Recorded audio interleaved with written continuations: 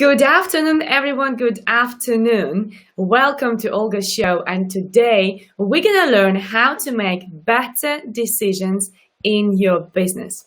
Whether you are running a business already, or maybe you're just about to start your business, like many people did during this time, it is important for you to learn how to make better decisions.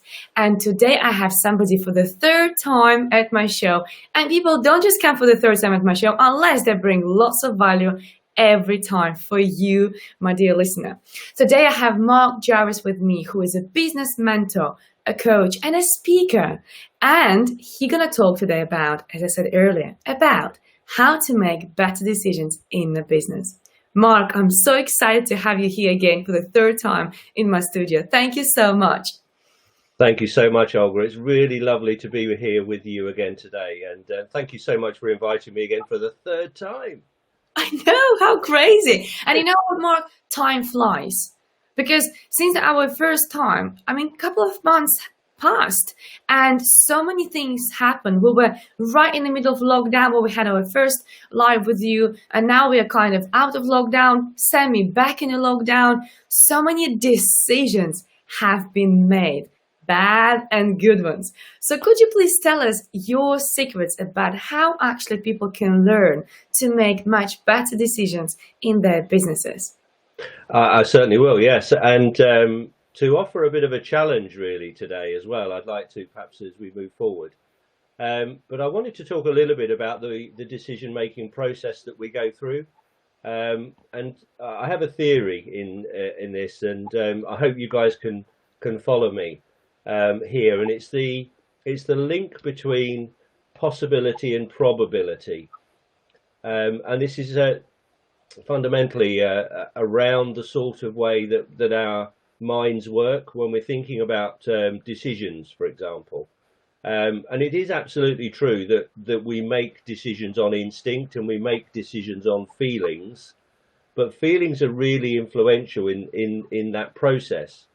And when you look at us as people, but also as business owners, in the sort of things that we think about on a daily basis. And I heard from somebody somewhere, and I can't remember where I heard it from, but on average we make about it. We think about 1,000 different things a day. We have about 1,000 different thoughts a day. Now that's quite a scary number, and I don't know about you, but I'm always having little ideas pop in my mind, or a thought will be triggered by a comment from somebody else, and that's a fascinating process that we go through. And we come up with ideas to innovate what we do in our business. And as you rightly say, Olga, lots of decisions have been made over the last 6 months. And I, for one, at the end of last year, I had complete clarity on what I was doing in 2020 and what I was doing in 2021. And I knew what I wanted to achieve. I had my goals set and I planned to get there and all the sort of things that we do. So we've done that. And then this happens. And we think, my goodness, what on earth is going on here? You throw everything out of the window and you're left in a position where you're struggling to decide what to do.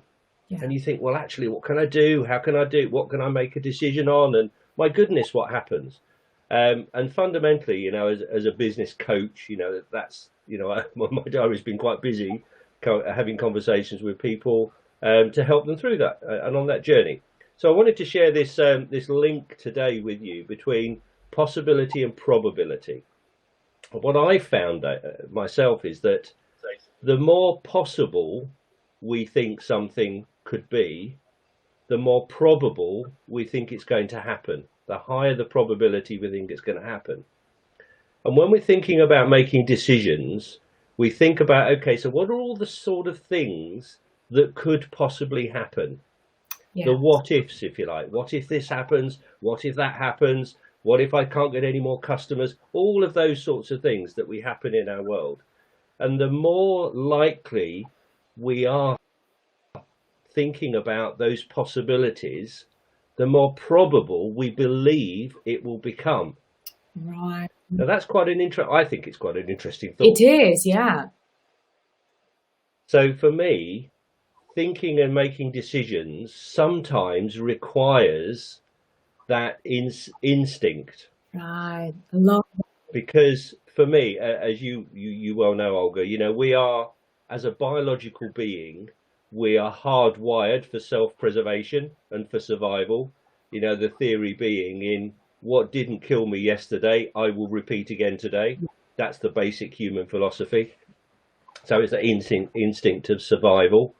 So it's quite difficult to make innovative decisions in business and in life as well, because we're hardwired to believe that what kept us alive yesterday is the right thing to keep us alive today. Growing businesses is quite a challenging thing to do, really, from a decision-making point of view. So if you think about when you last made, or when we last made a decision to make a change, to do something different, what sort of process did we go through when we were making that decision? And I'll just share my experience with you, if I may. Sure. As I mentioned earlier on, the end of last year, I had clarity on what my 2020 looked like, clarity on what my 2021 looked like, and further ahead. And we had plans in place to make that happen. This situation arose, and we had to change, we had to adapt, and we had to pivot, and all the other words that are popping up in common language at the moment. But what did I do? I decided that I was going to try something new, which was still based around what I believe in. And I know you and I, Olga, we've talked about values and vision and mission and all those sorts of things, and ourselves and our beliefs already. But fundamentally, I chose to change what I do and do something new which still supported what I believe in. I believe in connecting people and creating opportunities, etc., etc. One of my favorite taglines is helping businesses to be better, stronger, smarter, sooner. But that's a part of decision making too. So when I decided to start a new network called Inspire Communities, which is all about providing a mastermind platform for business leaders, the most difficult decision to make is deciding to do it. True. Very, very true. I can so agree with you here. Yes, the first step, decide to make it happen. Yes, people procrastinate about this for ages. So how do actually they can make sure that they make this decision, they commit to that, and it is a good decision? Because some people can jump into something and just do it without really thinking about what's the aftermath. So how to make the great decision about starting doing it? And therein lies a really, really interesting question for me, Olga, because that, I believe, links directly into this possibility and probability thing. Because asking ourselves, how do I make the best decision, is perhaps not necessarily the best question to ask. Wow, love that. Because if we're asking ourselves how to make the best decision, how can I know whether it's the best decision if I haven't experienced the outcome of the best decision? Yeah. I hope I'm not frying people's brains too much today.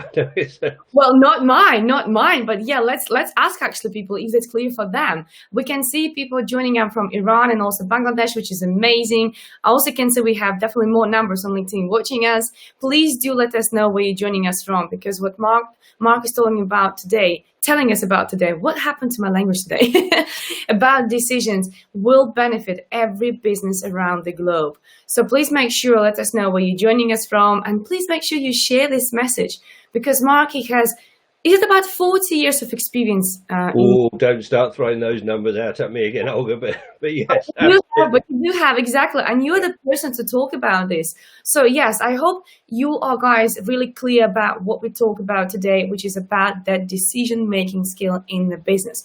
So yes, Mark, please continue, because I love this topic. Thank you very much. So when we're thinking about decisions, we're thinking about, well, how do I make the best decision possible?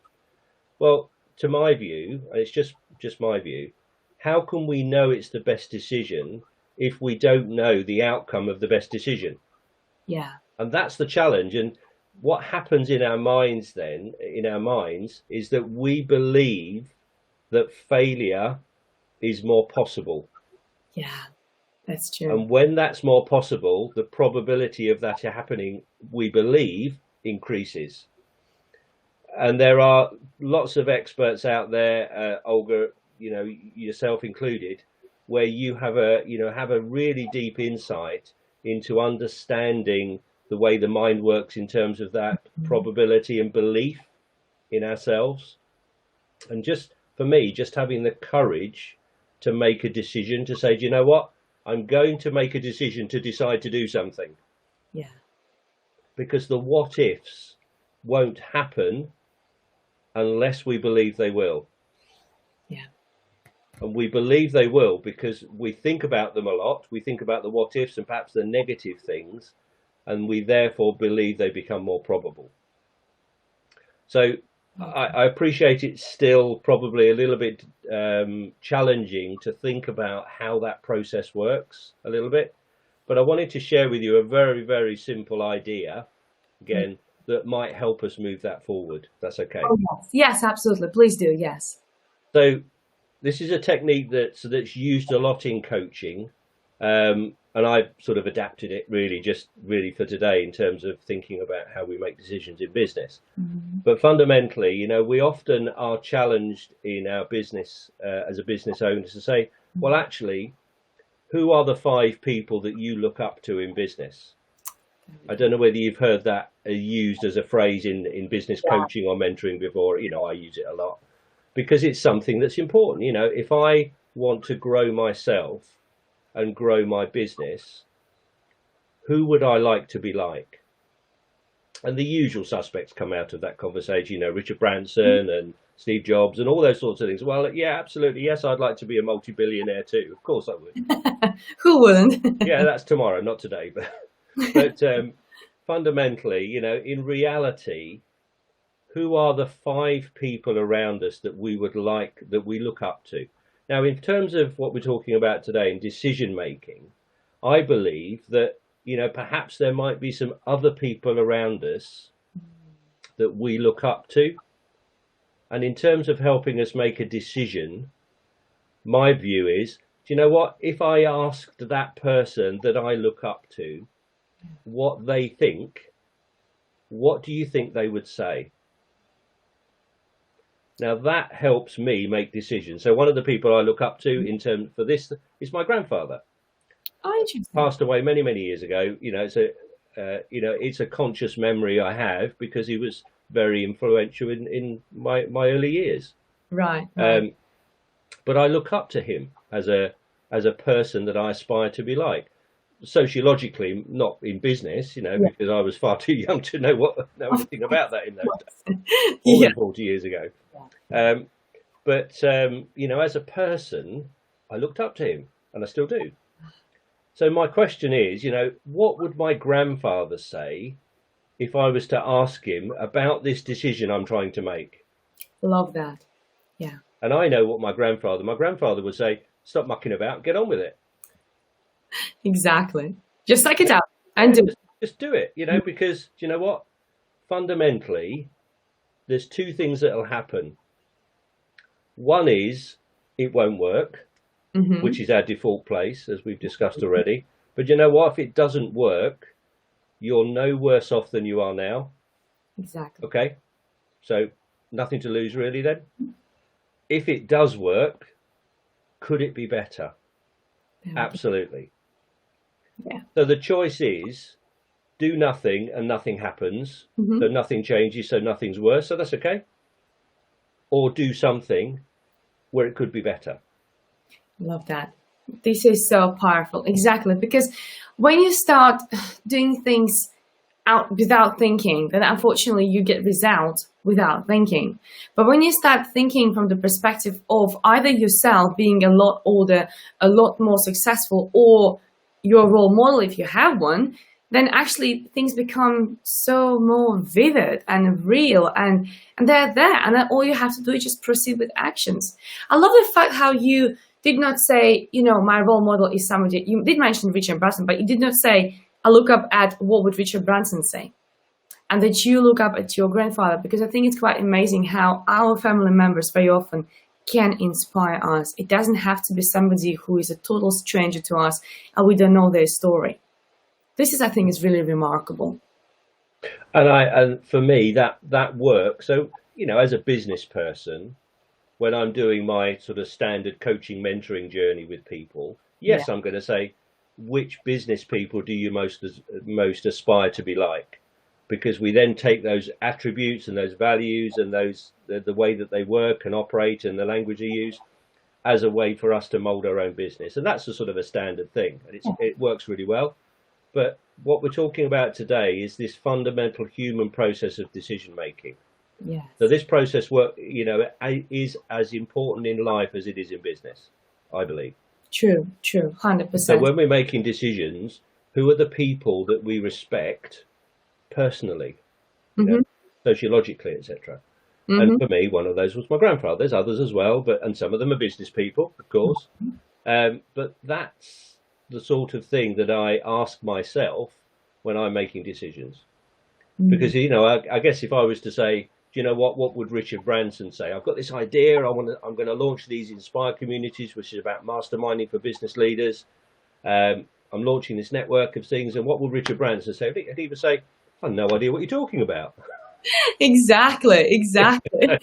And so it's quite difficult. I know I don't mean to sound superficial, but it's quite difficult for us to marry that process in our mind, I believe, that process in our mind with latching on to what what Richard Branson might say, because we can't connect ourselves with him. Exactly. But personally, my grandfather, I spent many years with him in my younger days, and I can see and still can latch on to how he worked. Anyway, so that I believe is a really, really important point. I'd be open to comments or questions. I don't know if there's anything going on. I have some more things to say, unsurprisingly as well, which I'm happy to share in a moment. That's wonderful. But I like your tip about think about somebody else who will be looking at your situation and what are they going to do in this. So it's just taking somebody else's perspective and putting yourself into their shoes and acting from that. I really like this tip. We actually have here a comment from Mehmet, and I wonder if somebody else has a question. Please feel free to pose them. But Mehmet says, business is an equation with many unknown parameters. You cannot manage everything. You cannot reverse trends. If you are lucky, you can find yourself at the right point and catch success. I love this. Versus 1 or 2 success stories, there are several failure stories. History only records winners. Ooh, what do you think about this quite interesting comment, Mark? This is a really interesting comment. The famous one from that is Roman history. Our early Roman history, where because the Romans were basically the winners of everything, it's actually the Romans and Tacitus and all those sorts of things that actually recorded history. Right. So what was actually written down by the Romans as true history probably wasn't. Like the story of Boudica, for example. There is the Roman version of that, and then there's perhaps we're beginning to discover the real version of that. Ooh, don't let me get started on that, but it's a really interesting point. Okay. That's different discussion. It's a different discussion. We'll play a history thing another day. But, decision making business. That's it. Let's go back. Yeah. But yeah, it's a really interesting point. Yes, I would agree. History does tend to record the winners. But why don't we then choose to be winners? And for me, again, to reiterate my earlier thought, was all we need to do is decide to be one of those people. Because fundamentally, we've got a choice that we can either do nothing and nothing happens. It's not going to be worse. The danger is our competitor's going to overtake us. Okay. But we could decide to do something new. We could decide to innovate. We could decide to invest. We could decide to adapt, whatever it might be, as I did at the end of this or beginning of lockdown, and many of us have done as well. So for me, the fundamental process is about making a decision to make a decision.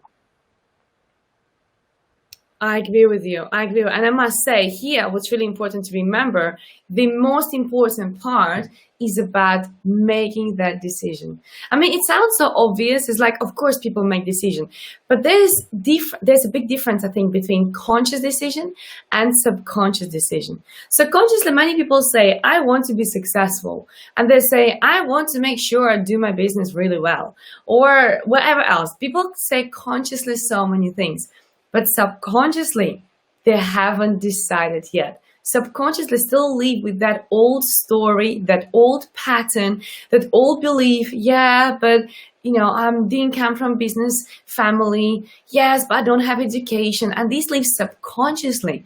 So I love when you said it's about deciding to be successful, and deciding probably at both level, conscious and subconscious as well, because when you marry them together and you help two levels of your consciousness to help you, then you can really succeed. But when you only tell yourself consciously, it's almost like, I am very positive, and yet I tell myself I'm a failure, I'm a loser, and everything else. You can't be both. But many people, they do decide consciously, and yet subconsciously still hold back themselves from success. So I love what you say there about decision. Really powerful. For me, it's about focusing on the what ifs. So it's very, very easy. That whole human survival instinct where what if we think about what could go wrong? Mm-hmm. And it's quite a challenge for us to think about what could go right. Yes. Yeah. So all I would encourage us today is to say, well, actually, what could go right? And a very simple thing. Okay, let's just think about one thing that could go well tomorrow. Yeah. And focus on that. Because when we focus on the one thing that could go right tomorrow, it becomes probable. And when it becomes probable, we can believe in it. Oh, yeah, absolutely. It's like they say, have a plan B, but don't really work on your plan B, because the more you work on plan B, you end up with a plan B. Simple is that. And I did myself on so many occasions until I learned not to have plan B. Have only one way ticket, because then you do it. It's like, I can't remember who exactly said, but they said, burn your ships before, once you arrive to the island, they burned the ships, and then they weren't able to go back. So they had to conquer the island. They had to really stay there. And that's what they did, because they only had one way. There was no way to go back. Right? And it's really, really powerful. But Mark, now, as we tap into decisions, which, oh my God, I love this topic. What about those people who are indecisive? Unfortunately, society is raising people in indecisive mode, because parents decide for them which school they're going to go, what they're going to wear, what they're going to do, what after school clubs they're going to go. At school, everything is decided for them. And at university, again, everything is decided for them. So we have generations of indecisive people. How we can help them to make better decisions? How can we make them to learn how to make those better decisions? A very good question. I completely agree, Olga. We are generating a series of generations where those processes don't exist. Yeah. And for my perspective is a very simple one, if I'm honest, is let's think about what it is we want. And once we've decided what it is we want, we can almost unpick that into thinking about, okay, so where in that process, working towards what I want, do I have to make a decision about something? And it reminded me actually of when I started one of my first businesses. The day before I decided, I didn't believe in it. The day I decided I could do it, I believed in it. And sometimes it is only a very, very simple process just to make that decision, to decide, as I've said already. But for me, to answer the question, sometimes I think it's helpful for us to have conversations with people to say, well, actually, what is it you want? Now, some people, we all want different things. Some people want to have success. Well, what is success? What does that's a discussion for another day. Otherwise, we'll be here for another hour. But Absolutely. And success is different to everybody. My success is not the same as your success. and I believe, and I think it was mentioned already today, I firmly believe that the harder I work, the more lucky I become. Hmm. Funny how that works. But I make a decision to Yeah. do something which every day takes me one step closer to what I want. Yes. Yeah. And I do that every day, and I'm thinking, okay, so I need to do lots of different tasks today because most people only live in today. Yeah. I need to make lots of decisions today to do things, Hmm. but do each of those decisions lead me to what I want? Yes, that's a good So I question. think perhaps the bigger question, is actually how can we teach other people, perhaps our younger generations, people that are growing up in our society, how can we help them get clarity on what they want? Mm. And that's a different thing, that's something for the government to sort out. Yes, of course. But yeah, it is something that is, I agree, is missing in our society. Love that. Yeah, the reason why I asked because I were actually with quite a few people who came to me and they said I can never make a decision, and it's quite scary place to be at when you really cannot make a decision. And I particularly remember one client. She said, Olga, even when I'm in a restaurant, everybody else will be making already decision and they'll make up their mind what they want, and I'll be still sitting there, will be not able to choose what I want. And this is quite worrying, really, really worrying. And I think here it's really important to learn how to listen to yourself. And what's interesting, Akela actually says that listening to self may help. And I think that's a very, very valid point. Because when you start listening to yourself and feeling what feels good, what will taste good, what do you prefer on a daily basis with like literally daily small decisions, and also recognizing when you do those daily decisions, I think it will become only like a habit to make those business decisions. What do you think about this, Mark? I agree, actually. Yes, I think making simple decisions and training ourselves to make simple decisions for ourselves Yeah. is probably quite a difficult thing to do. Now, I guess being the age I am, I have But to thank you for that. Being the age I am, I have to consciously think about where other people are in their process. And one of the reasons why I enjoy working with university students so much, and I do quite a lot of work with our local universities, is because it helps me to engage in where people are. hmm I'm in a different generation to plenty of other people. Um, so training ourselves, I think, to make a very, very simple decision, and it can be just an awareness, just a consciousness of decision making. It might be, well, I'm sitting here in my office. Is it too hot or is it too cold? yeah. Okay, which one? One Yeah. or the other? Okay. Well, actually, I'm okay. Okay, so it's not too hot, it's not too cold. We're okay. Good. Move on. Next decision. You know, Yeah. do I want coffee or tea at 4 o'clock this afternoon? Well, actually, I don't know yet. Do I want coffee or do I want tea? Well, actually, coffee's good. Okay, done, finished. True. And I True. think I don't mean to sound, again, I don't mean to sound superficial or dismissive, because it Yeah. is. I understand it is a challenge for people. Um, but thinking just about a very, very simple decision, you know, do I want to put on a dark shirt or a light shirt today? Well, what do I fancy? Okay, well, I don't really mind. Okay, so let's have an intermediate shirt. So in this case, a stripy one. So I think sometimes it's worthwhile just thinking about, okay, so what is a very simple decision that I could make, and being consciously aware of that helps, I think, to train ourselves to be more in tune to making. I'm not going to say bigger decisions because I don't think that's fair. I think different decisions, I think, is a better way of looking at that. Love that. Yes, I love that. I think you're right. When you actually are practicing with simple decisions, then you learn how to make better decisions. And this is really, really powerful. Thank you for this. Yeah, really, really amazing. I want to those who are listening us right now, what do you think about this? How easy it is for you to make decisions? Whether it is you're watching us live or replay, please do let us know in comments below. How good are you at decision making? Are you really enjoy doing that? Or maybe you're quite indecisive?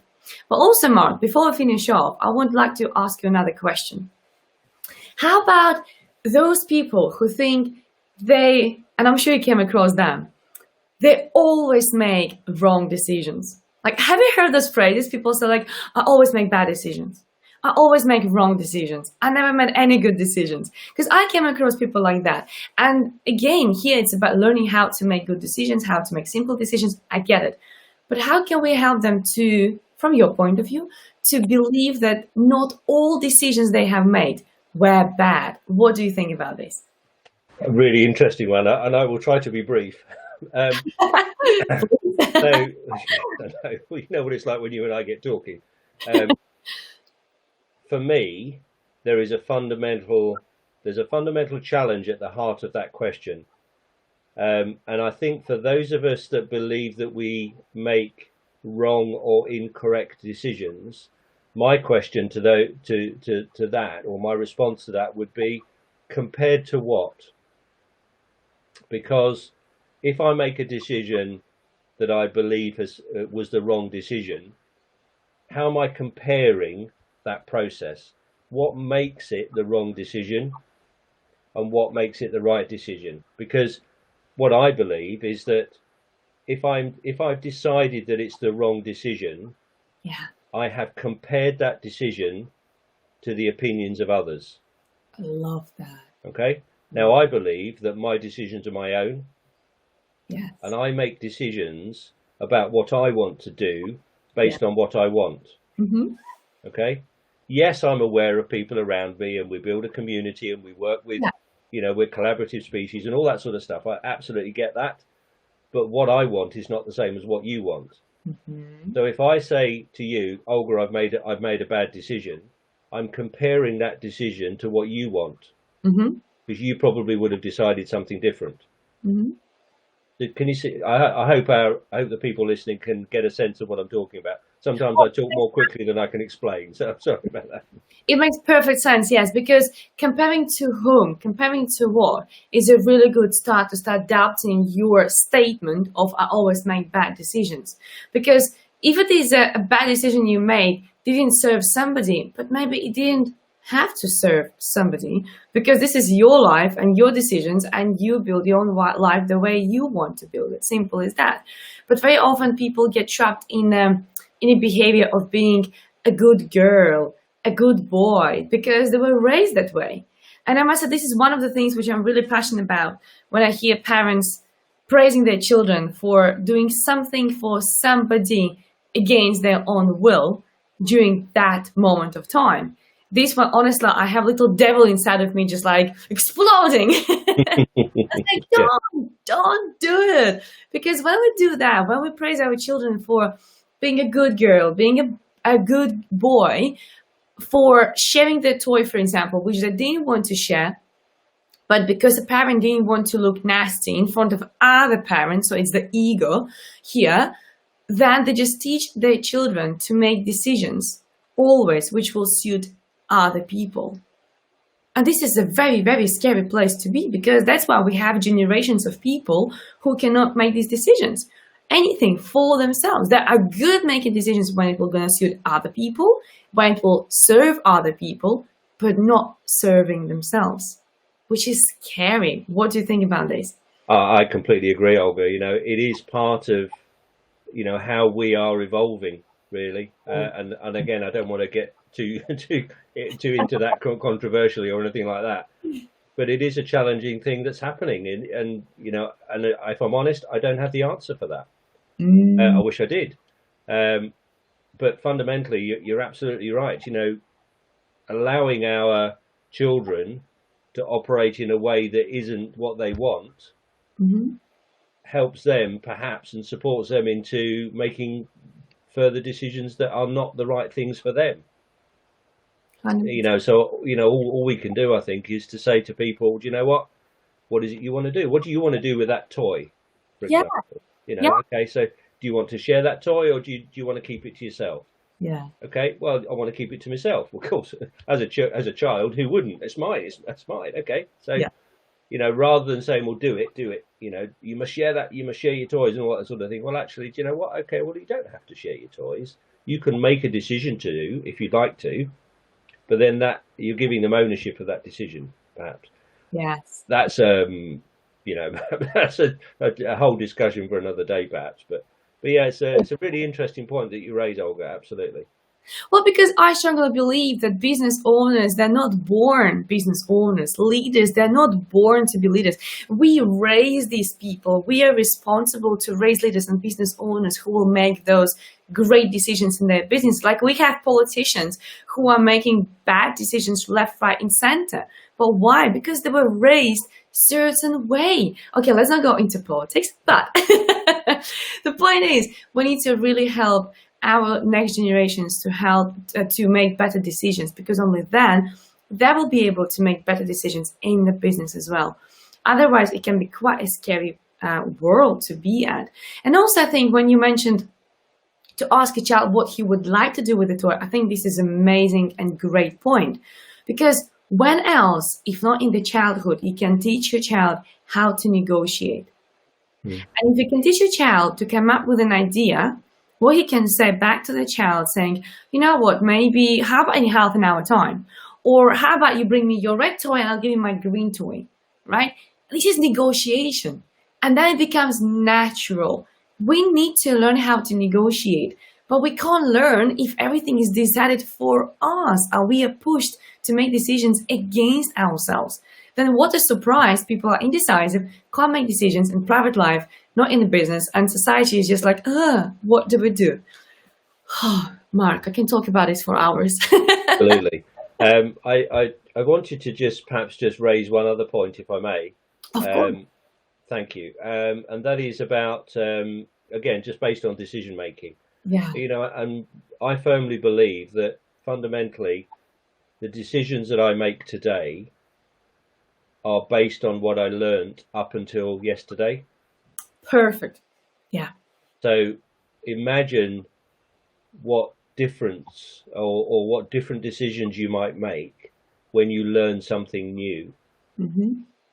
And for me, that is another core point of this whole decision making process, Yeah. particularly in business. You know, as you alluded to earlier on, you know, when I first started one of my first businesses is back in the early 90s. I knew that I was really good at doing my thing. No idea how to run a business, but yet I thought I did. Over many, many years, I learnt lots of new things, which means that I'm now in a position to be able to share those things with other people, as I hope I'm doing today. Yes. But fundamentally, it is a journey of learning. Yeah. And one of the things I often ask people that are considering working with me, for example, might be, well, actually, do you know what? You've spent 16 years in, or sort of 16 to 20 years in primary education, where your days and weeks and months and years were filled with learning. People were teaching you things, you were being assessed on your learning and all that sort of stuff. Mm-hmm. But yet, on one particular day, you decided, okay, well, today I'm going to be a business owner. Yeah. I'm going to run a business. But unfortunately, the title of business owner does not automatically add business expert, unfortunately. No. Anyway, so I guess we're getting away from the decision making, but fundamentally, you know, this is very much about that learning journey. And this is, for me, and I just want to reiterate again, this is not about making better or worse decisions. Mm-hmm. Because I think it's easy for us to choose that language. What I would suggest we do is choose different language. And I would suggest, as I've alluded to already, I make a different decision today based on what I learned up until yesterday. That might mean that next week I make a different decision. It's no better or worse. Yeah. It's just different.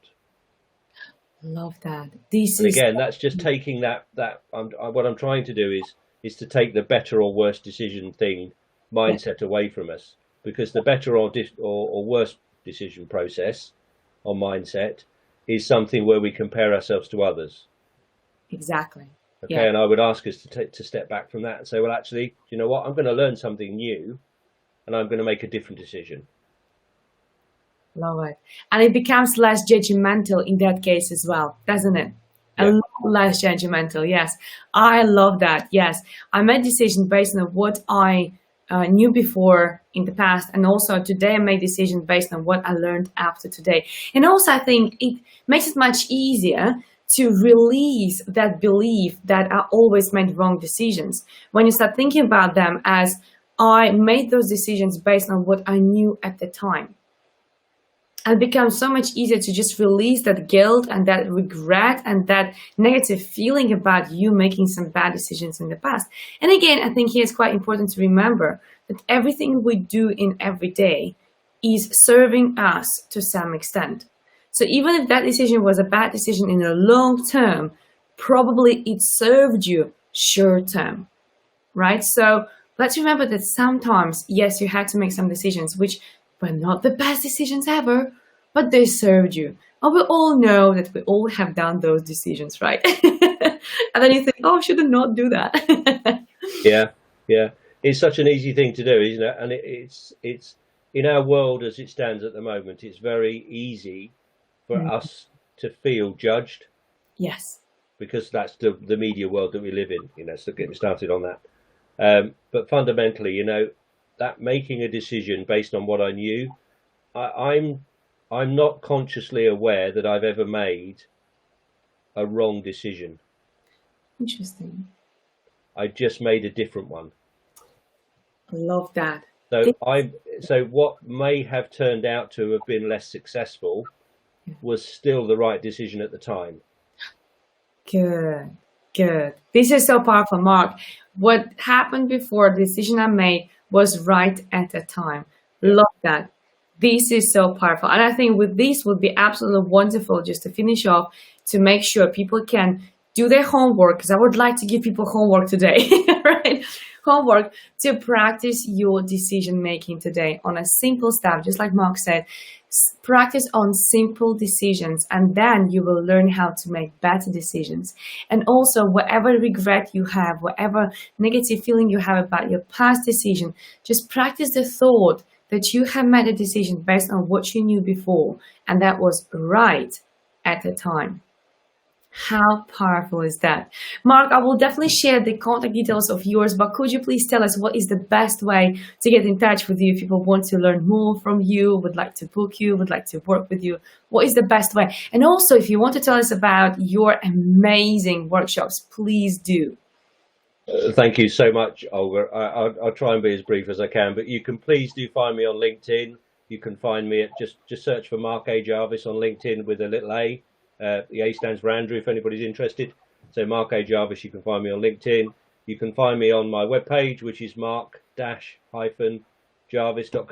You can find me on my webpage. You can look me up on Facebook. We have a Facebook group, which is all about building referrals. So just look up Mark Jarvis Referrals on Facebook. You can find me all over the place. And there's loads of content that I've done. I've done some little videos on my YouTube channel. Again, you'll find the link. You'll find me on some articles and stuff on LinkedIn. Please do read those. I hope that there's some really useful content in there. I run a little half-day workshop on helping people get better referrals, because we all love a referral in our business. So I run some of those about once a month. Again, links are all over my social media. Pop up once a month. Yeah, please do. Any questions at all, anything I can help with, anything that you'd like me to share, please do give me a call. Be happy to help. Thank you. Oh, that is wonderful. Thank you so much for sharing your details. So what I'll do, I'll definitely make sure I will list them below the video so we can get in touch with you, as well as I will share the videos to our previous sessions, which were so good. I really thoroughly enjoyed them. We have here a comment from LinkedIn user. Unfortunately, I can't see your name. It just says LinkedIn user. Don't know why, but you're saying, I think when I love and believe in my decisions, they are enough. How powerful is that? Perfect. Yeah. That's it. So that's exactly what I mean. When we believe a decision is a positive decision is possible, it becomes probable when we focus on it. Absolutely. Wonderful. Well, Mark, I thoroughly enjoyed having you on my show today. It was my pleasure. And every time flies with you like 1 minute. I don't know what happens to the time when we go live with you, but time just flies. Yes, look at that. My goodness. Wow. Yes. I know, how crazy. But there's the power of talking with somebody who actually has so much wisdom. So everybody who's watching us today, please do your homework. Please work on your decision-making skill. Please practice your simple decisions to be able to make your better decisions. And also remember, whatever decision you have made in the past, which you regret now, that was a right decision based on what you knew prior to that. And that was right at a time. That's it. Going forward, you will make much better decisions in your business and surely in your life. Thank you so much, Mark, for joining me today. It was my pleasure to have you. Absolute pleasure again, Olga. Thank you so much for having me again. And thank you for enduring my speedy conversation. So thank you. It was my joy, absolutely. And if you subscribe to my YouTube channel, just Olga Geidane, you will see there's so much more value. We've been there with Mark already live 3 times. Well, this is our 3rd time, but you will also find so many other videos which will be very valuable and that will help you to get inspired, motivated and educated. So thank you so much, everybody who was there with us. I really enjoyed this conversation. The time flew by, but it's time to go. So thank you, everybody, and take care. Bye bye. Thank you, everybody.